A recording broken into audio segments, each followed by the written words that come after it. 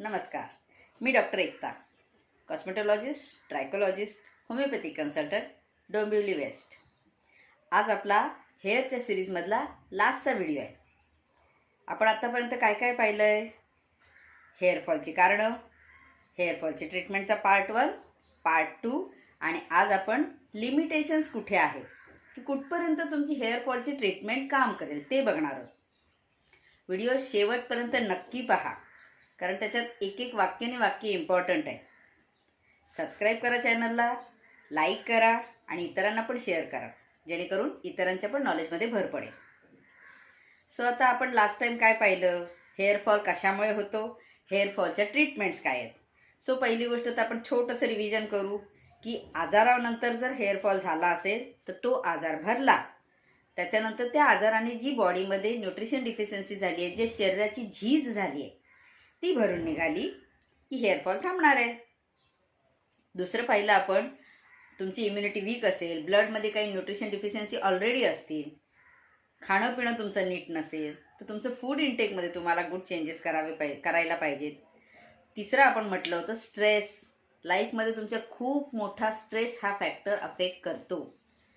मग जसं आपण मागच्या सिरीज ब्लड प्रेशरची असो, डायबेटीसची असो, सगळ्या सिरीजमध्ये आपण हेच सांगत आलोय की तुमची लाईफस्टाईल कशी आहे, गुड आहे, बॅड आहे, पॉझिटिव्ह आहे, निगेटिव्ह आहे, त्याचा फरक तुमच्या सगळ्या इम्युनिटीवर आणि सगळ्या आजारांवर पडतो. ते आजार बरे लवकर होणार, उशिरा होणार, आजार होणार तुम्हाला की नाही होणार, कुठल्या बॉडीतला कुठला पार्ट अफेक्ट करणार, या सगळ्याचा परिणाम तुमच्या लाईफस्टाईलशी रिलेटेड आहे. आता आपण शेवटचं बघितलं. आपण लास्ट टाइम बघितलं होतं सिरम वापरू शकतो, तेल वापरू शकतो, गोळ्यांचं इंटेक करू शकतो, त्यामुळे हेअरफॉल बराचसा रिड्यूस होतो, थोडाफार मायनर होतो, आपण नॉर्मली ग्रँटेड धरलाय. आता लिमिटेशन्स आहेत.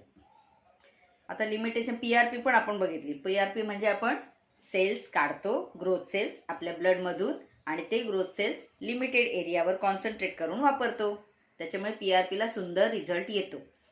पण इथे लिमिटेशन कुठे आहेत?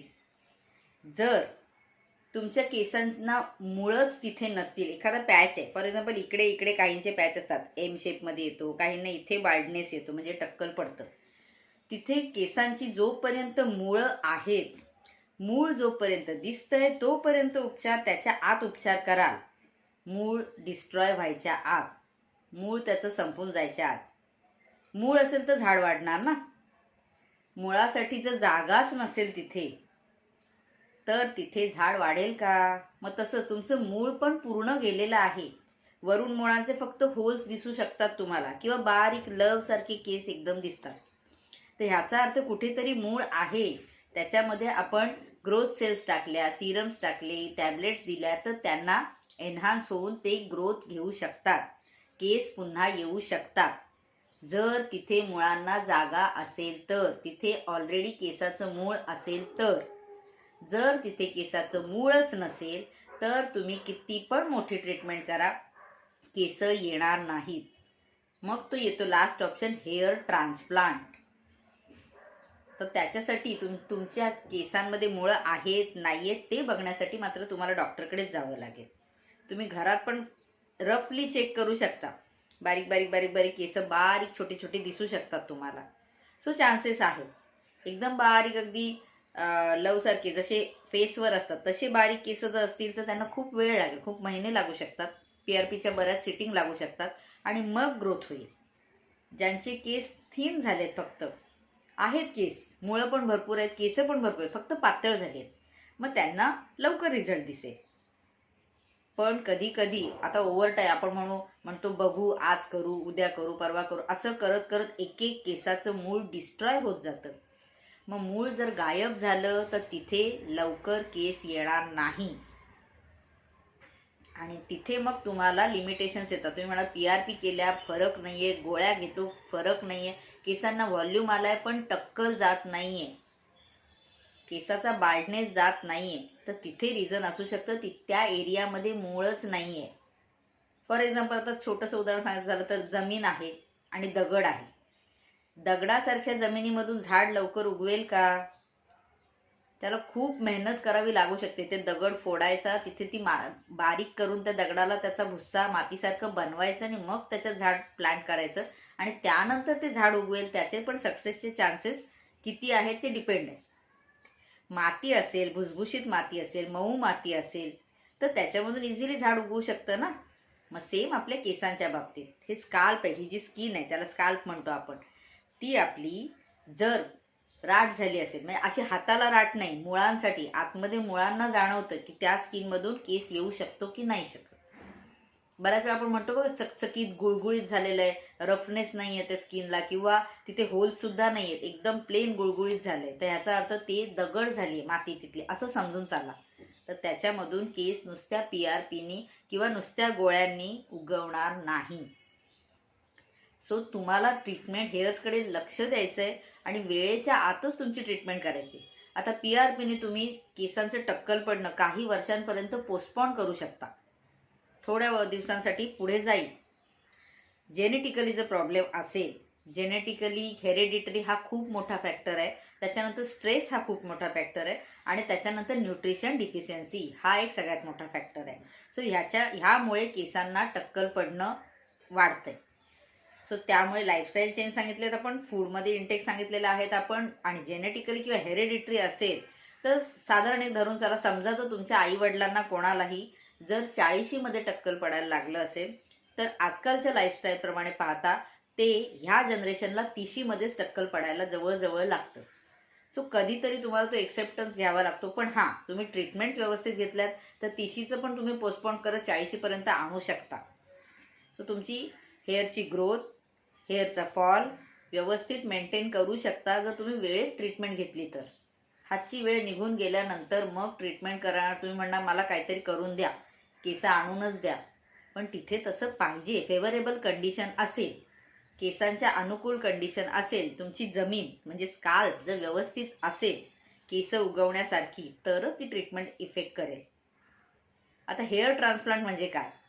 हेअर ट्रान्सप्लांट म्हणजे काय असतं? आता तुम्ही म्हणाल हेअर ट्रान्सप्लांट मग कसे काय केस येणार? आपल्या मागचा जो पॅच असतो, हेअरचा मागचा पॅच हा हार्मोन रेझिस्ट असतो, त्याच्यावर मोस्टली हार्मोनचा असर होत नाही. नाहीतर इकडचे पूर्ण पुढचे जे केस आहेत, साईडचे जे केस आहेत, त्याच्यावर हार्मोनचा असर होतो. म्हणजे दिवसभरात तुम्ही राहता, खाता, पिता, वागता, जेनेटिकली हेरिडिटरी जे काही तुमचे हार्मोन चेंज होतात त्याचा असर वरच्या, पुढच्या आणि ह्या थोड्या साईडच्या केसांवर होतो. पण इथपासून मागचा पट्टा जो आहे तिथे बऱ्याच जणांना तुम्ही पाहिलं असेल पूर्ण टक्कल पडले पण मागे पॅच राहिलाय, तिथे हार्मोनचा असर जास्त होत नाही. त्यामुळे त्या केसांची झीज, ते केस पातळ होणं, टक्कल होणं फार प्रमाण कमी असतं. मग हेअर ट्रान्सप्लांटमध्ये काय करतात? तिथले हेअर्स घेऊन इथे वापरतात. तिथला एक एक काढायचा. मग सोप्या भाषेत सांगायचं झालं तर आपण कोकणामध्ये पाहिलं असेल, भाताची शेती करताना आपण छोट्या एरियामध्ये खूप सारे पहिले बी लावतो, ते उगवलं की मग परत रोपणी करतो, त्याची लावणी, रोपणी, वॉटेवर. सो ती पेरणी झाल्यावर जे उगवतं ते खूप घनदाट असतं. ते घनदाट मधून मग आपण एक एक काढतो, सेपरेट करतो आणि मग पूर्ण शेतभर लावतो आणि मग शेत नंतर बहरून उठतं, मग शेती होते भाताची. तसंच सेम समजून चाला, इथे खूप घनदाट केस घट्ट जे असतात ते तिथून काढून एक एक ते अदर एरियाजमध्ये लावले जातात. पण त्यासाठी आधी तुमची स्काल्प व्यवस्थित पाहिजे, आतून न्यूट्रिशन व्यवस्थित पाहिजे, तुम्हाला डायबिटीज, ब्लड प्रेशर वगैरे इतर डिसीजेस, थायरॉइड, हार्मोन लेवल सगळं बॅलन्स पाहिजे. नाही तर तुम्ही म्हणाल हेअर ट्रान्सप्लांटच करून टाकू, कायमचं टेन्शन जाईल, पण तरी सुद्धा त्याला पण रिस्ट्रिक्शन्स आहेत. तिथे पण तुमचं, आता आपण लावतो सगळेच भाताचे गवत किंवा रोप जे लावतो ते सगळेच जगतात असं नाही.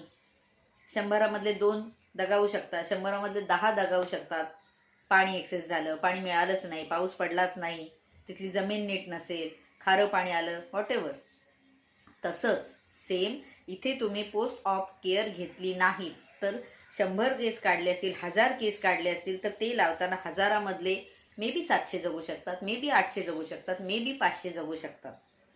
सो तुम्हाला हेअर ट्रान्सप्लांट हा एक शेवटचा आणि छान ऑप्शन आहे त्याच्यामध्ये. नाही तर आजकाल दुसरेही आहे, पण हेअर ट्रान्सप्लांटला थोडं खर्चिक मात्र आहे, कारण ते पूर्ण प्लास्टिक सर्जरी सारखं, ऑपरेट सारखंच आहे प्रोसिजर. नाही तर मग आजकाल पॅचेस येतात, हेअर पॅचेस, जिथे इथे टक्कल आहे तिथे पॅचेस लावायचे सरळ. क्लिप्सवाले पॅचेस येतात, क्लिप लावायची तेवढे हेअरचं टक्कल दिसत नाही, असे पण प्रकार आहेत. पण मी सजेस्ट करेन तुम्हाला, पहिली गोष्ट तर केस खूप गळतायत आणि टक्कल पडायची स्टेज यायच्या आधीच तुम्ही ओळखा की आपले केस पुढे काय होणार आहेत. सो त्याच्या आधीच तुम्ही धोका ओळखून तुमच्या लाईफस्टाईलमध्ये, तुमच्या न्यूट्रिशनमध्ये, तुमच्या फूडमध्ये चेंजेस करून आणि प्लस त्याच्यातूनही झालं कवर की मग पुढचं हेअर ग्रोथ आहे त्याच्यासाठी तुम्ही ट्रीटमेंट्स करून घ्या. तुमच्या जवळच्या डॉक्टरकडे जाऊन प्रॉपर त्याची चेकअप करून घ्या. एकाने केलंय म्हणून दुसऱ्याने तेच फॉलो करायचं नाही. माझ्या मित्राने केलं मग ते सिरम मी वापरलं, माझ्या मित्राने ह्या गोळ्या खाल्ल्या, त्या टॅबलेट मी वापरल्या, गमीज वापरल्या, तसं करू नका. प्रत्येकाची बॉडी डिफरंट आहे, प्रत्येकाचा हार्मोन लेवल डिफरंट आहे, प्रत्येकाची लाईफस्टाईल डिफरंट आहे, प्रत्येकाचं फूड इंटेक डिफरंट आहे. सो प्रत्येकाचा रिझल्ट पण वेगळा वेगळा आहे. एखाद्याला एक गोष्ट सूट करते ती तुम्हाला मे बी नाही सूट करणार आहे, त्याच्यापेक्षा पण डॅमेज होऊ शकतो. एखाद्याने जिम केलं म्हणून त्याची बॉडी बनते, तुम्ही जिम केलं म्हणून तुमची बनेलच असं नाही. प्रत्येकाची लाईफस्टाईल, प्रत्येकाचा हार्मोन, प्रत्येकाची शरीराची ठेवण वेगळी वेगळी आहे. त्यामुळे एकमेकांना फॉलो करू नका. तुम्ही तुमच्या डॉक्टरशी कन्सल्ट करा. डॉक्टर जाणून घेतात की तुम्हाला कुठल्या प्रकारची ट्रीटमेंट आहे.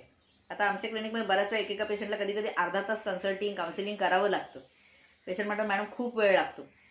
बाहेर बसलेला पेशंट म्हणतो मॅडम क्लिनिकमध्ये तुमच्या आतमध्ये पेशंटला बराच वेळ लागतो. पण प्रत्येकाची डिटेल हिस्ट्री घेणं, प्रत्येकाला डिटेल त्याच्या लाईफ सायकलबद्दल समजून घेणं आणि समजावून सांगणं की तुला काय सूट होईल, हे खूप महत्त्वाचं असतं. त्यामुळे तुम्ही स्वतःहून एक्सपेरिमेंट्स काही करू नका. वेळ निघून जाण्याच्या आधी हेअर्सची काळजी नक्की घ्या आणि त्याच्यामुळे तुमचे हेअरफॉल पण थांबेल, हेअर ग्रोथ पण दिसेल, तुम्हाला कॉन्फिडन्स पण येईल आणि तुम्हाला पॉझिटिव्ह पण फील होईल. तरीसुद्धा काही शंका असतील तर नंबर दिलेला आहे, नंबरवर तुम्ही विचारू शकता. व्हिडिओ आवडला असल्यास लाईक करा, शेअर करा, सबस्क्राईब करा.